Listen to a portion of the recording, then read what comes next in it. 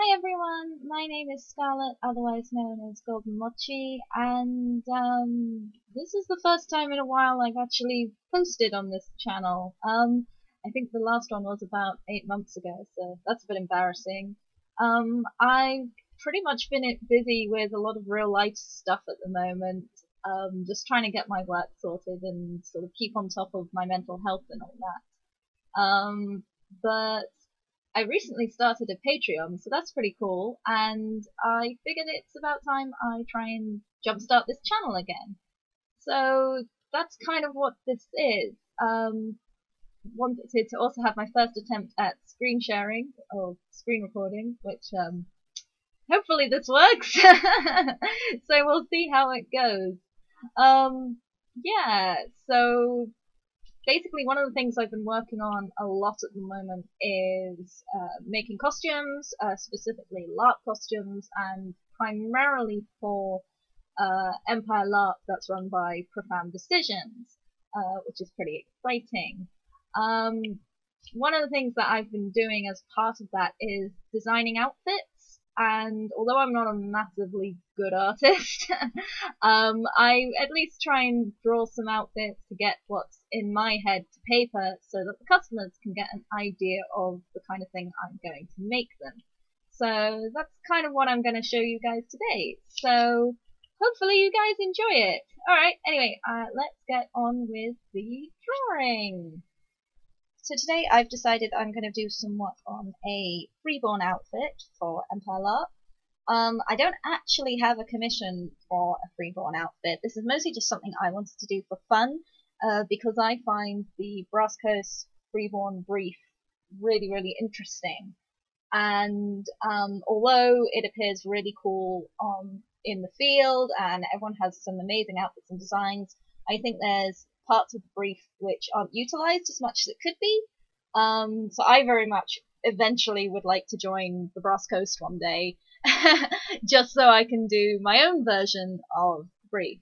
Now this isn't saying anyone who is a Brass Coast person, Freeborn, is doing it wrong. This is just me being like, I want to do my own interpretation of the brief. So I've got a Pinterest board filled with sort of different ideas of what I believe the Brass Coast look should be like. And you might notice straight away it's quite different from a lot of the images that appear on the wiki. And I'll get into my explanation for that in a moment. So basically, what are the Freeborn? The Freeborn are specifically not desert dwellers, which is mentioned on the wiki. They live on sort of grassy plains, rocky outcrops, at the edge of ships and stuff. And when I picture this concept in my head, my mind is immediately drawn to the Caspian Sea, sort of very Central Asia, countries like Turkmenistan, Uzbekistan, all of that. And so that's where I've taken a lot of my inspiration from in terms of my Pinterest board. So yeah, this is my slightly nudie lady. Let's make her slightly less nude. So I want to build up on layers with this, because the Brass Coast brief is all about layers, all about sort of nice fabrics. Again, I've seen a lot of people use why is this not working? Yeah. So I've seen a lot of people use I guess sort of sari and Indian designs for their sort of Brass Coast outfits. Lots of kurtas, which are traditional Indian shirts, sherwanis, and all that sort of thing. And again, that's not saying this is incorrect. In fact, I think it's a really good, easy way to get the Brass Coast look without breaking the bank or spending too much money. You can get these from pretty much any sort of Indian shop, Hindu type wear, and to be honest, you can get it pretty cheap off eBay as well, which is good. So I think we're going to start with some form of kurta sherwani base. I've seen a lot of ones that you can get that have sort of two-tone fabric.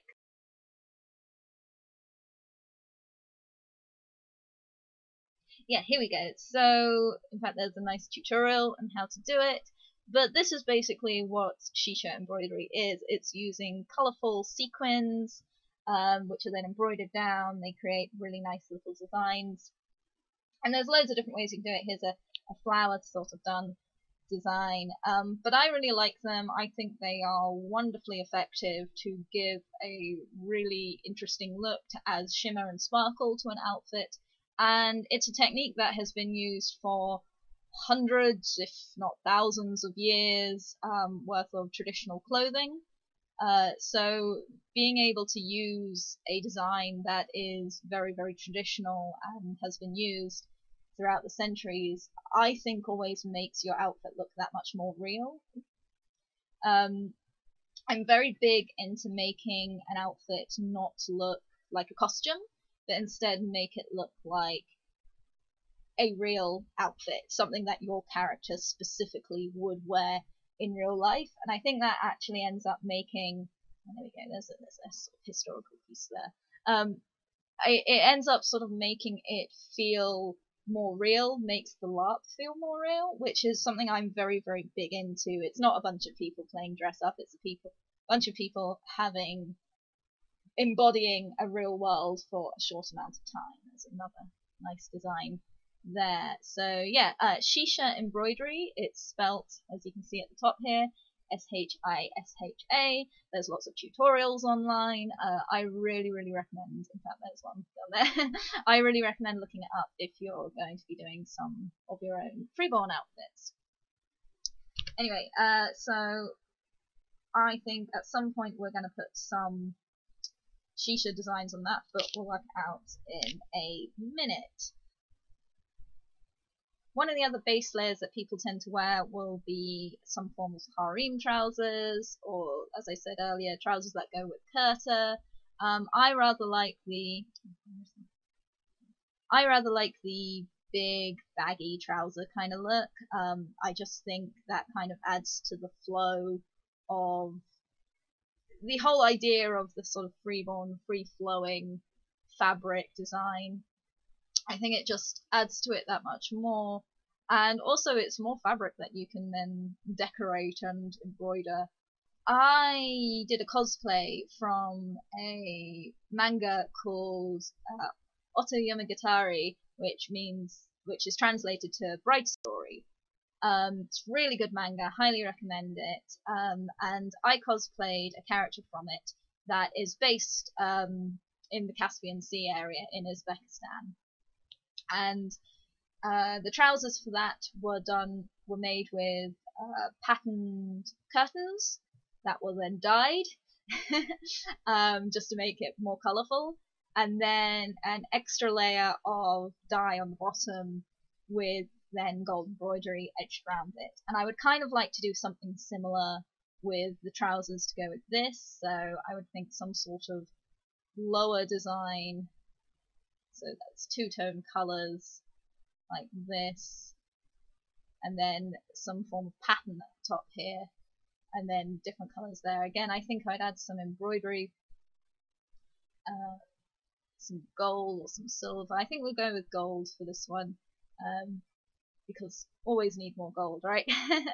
One of the things I do like with adding embroidery to outfits is that you can then add your own little details in terms of the embroidery. And what I mean by that is you can, so for example, I really like using chain stitch for someone who is incredibly loyal, because not only are you adding a design in embroidery, but the embroidery itself is a symbol of loyalty in terms of the Empire universe, which is pretty cool.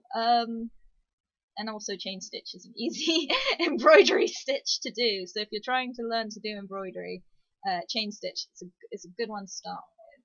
So yeah, already we've got sort of matching gold and little decorations, although it's just mostly squiggles at the moment. It will look much better when it's a full piece. So the next layer would be a sort of overrobe kind of layer. Something like this I think would really be effective. So here are some further examples of Uzbek style clothes. I love this, this sort of overrobe, overlayer kind of thing. So this fabric is made of, this fabric is done in a design that's called ikat, which I think that's how you pronounce it. It's spelled I-K-A-T, ikat, ikat, however you want to pronounce it. The same goes for this one, and it's a very traditional type of fabric that's used in these cultures. And what makes this fabric interesting is that it's not dyed before, it's not dyed once the fabric is woven, it's actually dyed before.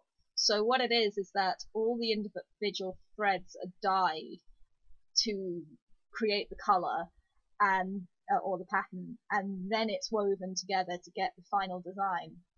And what makes that very interesting is that you get this sort of where is it? You get this sort of, here we go, watercolor kind of effect of all these different colors sort of merging together, which I think is really lovely and beautiful. You can buy ikat fabric online. You can buy fake ikat fabric, so it's obviously not done the traditional way, but it creates the same sort of watercolory kind of effect. I'd love to see more people do. There's another one there. I would love to see more people do brass coast outfits with ikat fabric, just because it's something I've not seen very often, and to add to that whole idea of wealth and color and design just makes so much sense to me. What I've seen traditionally in the past, and I think I've got a picture somewhere on here. In fact, it might even be from it might even be from the manga I mentioned. So what I've seen traditionally in the past as well is people will line their coats with ikat fabric, which I think again just adds to that whole sort of sumptuousness of the designs that you can wear. The fact that you are willing to wear such bright and bold colors, which can't really be seen because they're lining, just adds to that whole wealthy aspect, which again I kind of feel there needs to be a little bit more of in the Brass Coast, but that's just personal opinion. Let's see if I've got any. Okay, I found it. So this is from the manga Otoyomogatari. There's the name if you want to look it up. Again, highly recommend it. It's a really nice slice of life anime. Slice of life. It's a really nice slice of life manga about sort of different brides, young and old, and their life in the area of Central Asia at the turn of the 19th century. It's really good, really interesting. The mangaka Karumori, who did it, her previous work was a series called Emma, based in Victorian England, and basically she's a manga artist who loves studying history and loves just learning about different cultures. So Emma is really well informed, and from what I can understand, Otoyomogatari is really well informed as well. A lot of the aspects of the cultures are something she's really studied hard into, and especially the clothing. Like quite a lot of the significant outfits in the manga are actually based off real historical outfits that exist in museums and so on. So that's really cool. So I kind of like to take what she sort of learnt from the manga and sort of apply it to how I should interpret the Brass Coast. So here's a couple of characters. I love the twins. This is set during a wedding of some of the characters. I won't go into details because spoilers, but I think to show you an example of what I mean by the layering, you can see the boys have their little undershirts, like sort of kurta type outfits, then their overrobes, and then another overrobe on top of that. And if you look at the lining of both the boys' overcoats, you can see the ikat design just peeking out there. And again, it's that whole idea that if you think about it traditionally, this would have been made, this would have taken a long time to make, because you'd have to dye the individual threads of the fabric well, one by one before weaving it all together, and hopefully you'd have the finished design. So I just think that's really cool. And for the Brass Coast, where they're very into showing their wealth and showing color and vibrancy, again, it's just that extra layer that when people see the ECAT, and if you've got that subconscious knowledge of what ECAT is and how it's made, it just makes it seem that much more wealthy. The reason the boys are dressed in such finery in this particular image is because they're at a wedding. They wouldn't wear this normally. But in LARP, you know, you can sort of stretch the truth a little bit, and if you're wealthy enough, here's some other designs from Otto Yamagatari. You can see why I love it so much and why I think it is really, really good Brass Coast inspiration. So yeah, I highly recommend just looking it up and seeing what you think about it, if you like that kind of thing. So yeah, so back to the design. Oh, I don't know what has happened here. Let's rub you out. Have a special moment. So we were working on the sleeve, because before my computer decided to have a hissy, so let's finish that off. So I'm not too sure if I want to have the sleeve or if I want to have it sleeveless. I'm a little tempted to make it sleeveless. Let's see what it looks like sleeveless. So something like this. This is how I do my designs. I just sort of try things out and see how it works. Fun little fact, if you're designing something where it overlaps like this, I don't know what it is in other cultures, but in Japanese culture, you have to fold it left over right. My friend Liz, who plays Dagon in the Shatter Tower, taught me the trick of leftover rice, with leftover rice being that it helps you remember it. And the reason you have it left over right, or leftover rice, is because if you have it right over left, it means you're basically dead. You're a corpse. So like I say, I don't know if that applies to other cultures, but in this case, let's say it is, and we'll make sure that my character is not dead. So let's try and overrode. Oh, come on, take it slow. My computer is being very slow and laggy. I think it's having a hard time with the screen recording, but we'll try and continue on. So yeah, I like always adding lots of fabric to my designs, obviously. I think that's pretty obvious that I like to do that. I'm still not sure if I want to go sleeveless or not. I quite like the sleeveless look, actually. Again, another thing I don't see a lot of people do in the Brass Coast, and maybe this is just me being blind, is a lot of people go for very bold colours, which is totally cool and okay, and I can understand why you do that. But I actually like the use of trying to use pattern fabric. I think there should be more pattern fabric in the Brass Coast. That's not saying you don't have the bold, bright outfit anyway. I mean, continue on with it. I love it.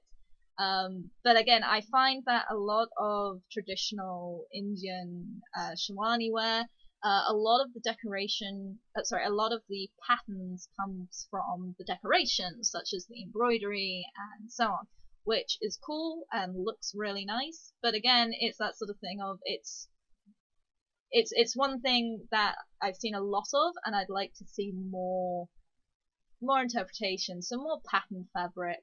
I recommend looking into sort of old curtain fabric that you can easily dye into different colours. Just something with like weird and mad designs that you wouldn't necessarily get away with on a normal outfit. It's lagging again. Don't lag.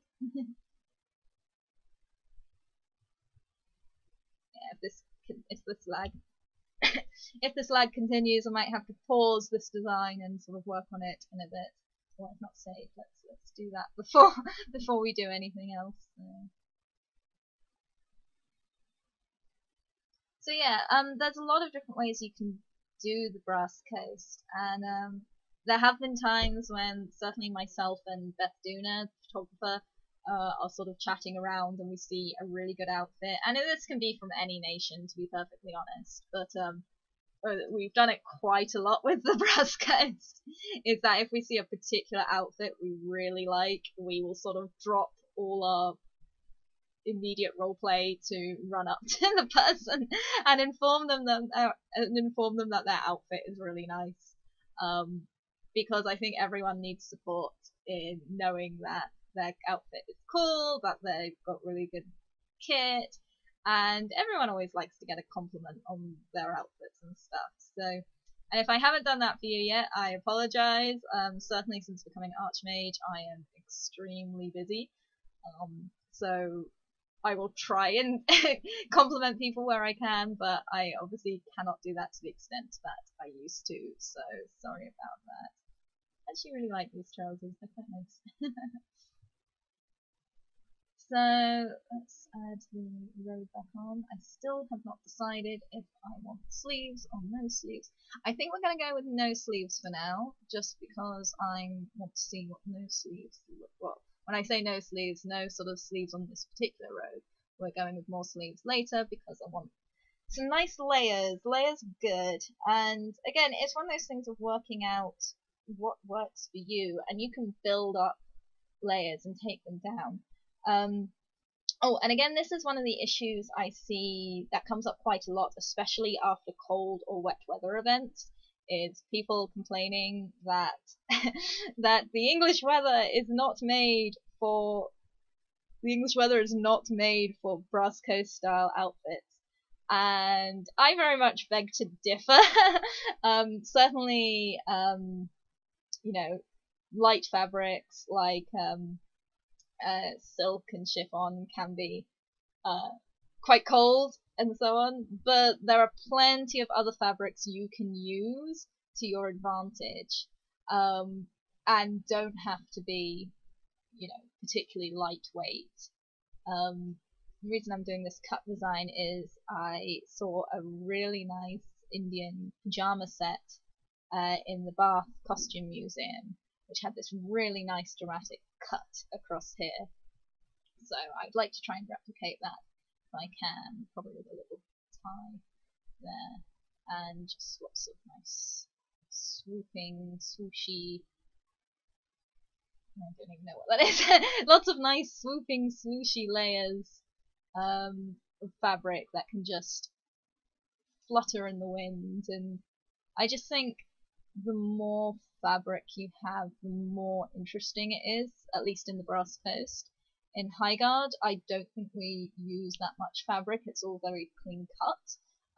So maybe this is just my sensibilities of, oh, I miss having like beautiful fabric.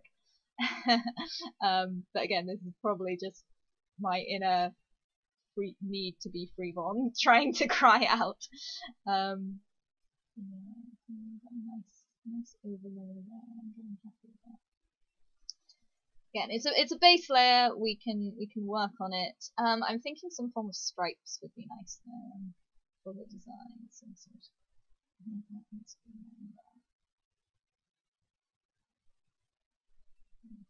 My person is in the midst of some merry jig, so let us have lots of fabrics laid out. And we'll go back to my Pinterest in a minute, and I'll show you some other examples of what I think makes really cool Freeborn kit. Just finish that there. There's a really lovely blue, I think it might be Armenian, I need to double check. Where is it? I love this for the tassels. I think Brass Coast would wear a lot of tassels. There's not enough tassels in the Brass Coast at the moment, so more of that please, for sure. Here we go, yeah, this is the blue coat. I love this coat. I love the lining, I love the edging, I love the blue sort of running through it. I love the stripes and the frogging clasps. I think this makes a really, really nice Brass Coast looking outfit, certainly for at least a layer, if nothing else. So yeah, I think something like that. Like I say, I really like the wide trim, so I think let's add some. So we're gonna have some trim that goes up here, we think. Yeah. this is basically how I design my outfits. It's lots of just trying out scribbles until it works. So yeah, we will see how it all turns out in the end. It might turn out horrible, but this is a design just for me. I've not got any customers who have asked for a Brass Coast outfit, which is a shame because, as I say, I would really like to make more Brass Coast outfits. I've done a lot of High Guard outfits lately, lots of coats, which again I don't have a problem with, but you know, sometimes it's nice to have a bit of variety. And my computer's lagging again.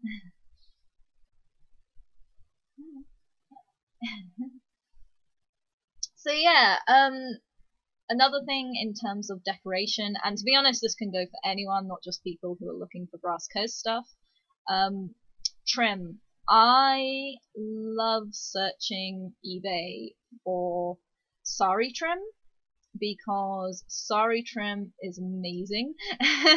It's really detailed, really colourful. It's got gold, it's got cutouts, it's got embroidery, gemstones, all sorts. And for those who have seen a lot of the commissions I've made for people of other nations, I tend to use sari trim for pretty much any nation because you can find different levels of complexity, different levels of design in the outfit, in the trim.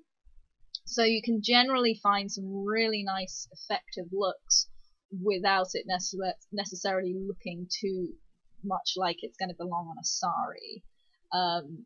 I tend to lean more towards the traditional sari looking trim for when I've done sort of Brass Coast themed outfits before, but again, it's not just Brass Coast outfits I've used that trim for. If you just type in sari trim into Google, into eBay, it'll pop up with something. And to be honest, by that point, it's just a case of hunting through it and seeing what you can come across. Okay, I'm kind of into that. I think instead of a tie, we'll go for a frog closure, maybe a couple of frog closures, because why not? Oh yeah, I like that. I'm just yeah, a couple of frog closures, just to make it that much more interesting. Again, I haven't put the belt on yet because the sort of sashes and belts are going to come on later, but already you can see it's got a variety of shapes, it's got a variety of movement to it, which is something that I find really, really important, just to kind of give an idea of this is going to be not just how it looks, but how it moves. Again, it's why a lot of my High Guard designs look very stoic, because they're not meant to be that flowy, really. It's literally just as simple as that. Let's scrub you out. Yeah, so what was I saying? Yeah, so not all fabrics have to be lightweight and floaty. Yes, obviously that's part of the brief, but that's not essential. And when I say it's not essential, I mean in the sense that you don't have to just have light flowing silk just because that's kind of expected. You can have all kinds of weights of fabric. And again, in sort of traditional Turkmenistan, Uzbekistan, the nights get very cold because you're almost in a desert. You're not really, you know, and your homes aren't, if you're going to a traditional part of the country, the whole homes are pretty simple affairs, so you're not going to be wearing anything that's too cold, like anything that's going to let too much cold in, because yeah, you know, you might be a nomad, you might be walking with your goat herds, you might be living in a yurt of some kind. There's a lot of outdoorsy people that need to have layers and need to be able to wear warm clothes. So don't feel you've got to stick to light flowing fabrics. You can have flowing fabrics that aren't lightweight. You can have heavier clothes. It just means you need more material to make it flow and flutter. Things like linens and thin wools create it as well. And again, remember, layers actually keep you warmer than necessarily just one base layer. So it's a case of sort of try lots of things out. If you're cold, find a coat and add the coat. There's literally no harm in that. And it just really, again, the more layers you have actually adds to the overall feel and design, which, you know, at the end of the day, that's all you want, right? So yeah, I'm not too sure about this flowing now. I think let's bring it down a bit. I don't think I want the undercoat to be quite as flowy as the top coat, so I'm just gonna make it slightly less flowy. I want it kind of to build up in layers. There we go.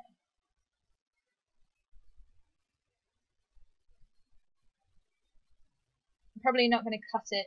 I'm probably not going to color it this design this session, just because it takes a long time, as you can see.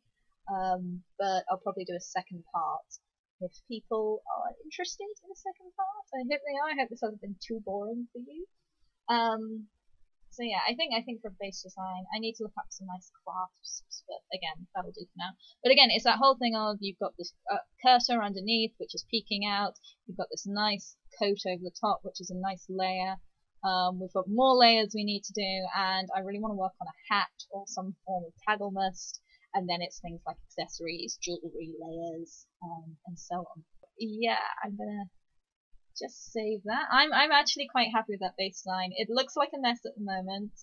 I assure you it will look much better once it's done, once it's coloured in, once I've sort of gone over lines and so on. We'll work on it, I promise. Yeah, I kind of want to show you guys my sort of ongoing process when it comes to designing stuff. I know a few of you have been curious about it, so this is how I do it. It's a bit of a mess, and it tends to continually look like a mess until I've fixed it up. So we will come back to this on another day. So thank you anyone who's come and sort of watched this far. Thank you for putting up with my rambling. I've tried really hard. If you guys are interested in perhaps listening for another part, I will be doing another part and finishing the design, hopefully. I only hope this to be a 2-part series. But if you guys really like this, I'd appreciate you guys sending me some questions or maybe some suggestions of what to talk about in the next one or what to include. Or maybe some designs for other nations or other kind of ideas you'd like me to throw out there. I'm kind of open for anything at the moment, and this is more sort of a nice thing to do as a wind down rather than sort of burn myself out with work. So yeah, this is quite nice to do. I will be putting up the names of my Patreons on the board, and if you are interested in joining my Patreon, I will put the link here, and I will also put it down below in the description box. Please check it out. All my patrons get sneak peeks for the costume designs I design for commissions. They get sneak peeks into things I'm working on, and just general nattering stuff that I don't necessarily put elsewhere. It would be cool if you join, but it's not, you don't have to, but you do get your name up here, which is kind of cool. So yeah, thank you very much for listening for this long, and hopefully I will see you all soon. Bye!